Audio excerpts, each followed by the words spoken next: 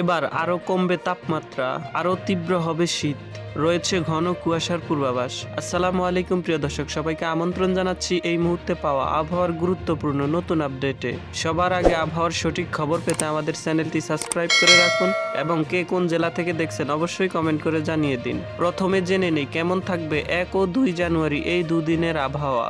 এই দুদিনের আবহাওয়ার পূর্বাভাসে বলা হয়েছে দেশের কোথাও কোনো বৃষ্টির সম্ভাবনা নেই।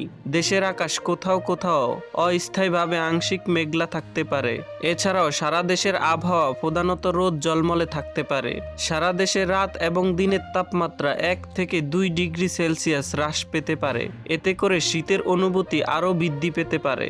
মধ্যরাত থেকে দুপুর পর্যন্ত সারা দেশে মাঝারি থেকে ঘন কুয়াশা পড়তে পারে। ঘন কুয়াশার কারণে বিমান ও নদী সড়ক যোগাযোগ ব্যাহত হওয়ার আভাস দিয়েছে আবহাওয়া অধিদপ্তর।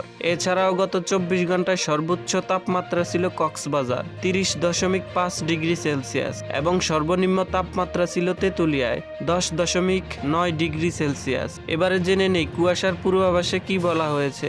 ঘন কুয়াশার কারণে বিমান চলাচল, অভ্যন্তরীণ নদী পরিবহন ও সড়ক যোগাযোগ সাময়িক ব্যাহত হতে পারে।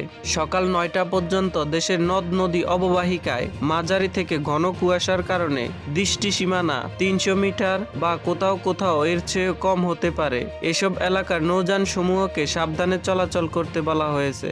সামুদ্রিক আবহাওয়া, বর্তমানে দেশের সকল নদ নদী স্বাভাবিক অবস্থায় রয়েছে, তাই কোথাও কোনো সতর্ক সংকেত নেই। তো প্রিয় দর্শক, ভিডিওটি ভালো লাগলে লাইক, শেয়ার, সাবস্ক্রাইব করে আমাদের সঙ্গেই থাকুন। ভিডিওটি দেখার জন্য আপনাকে অসংখ্য ধন্যবাদ।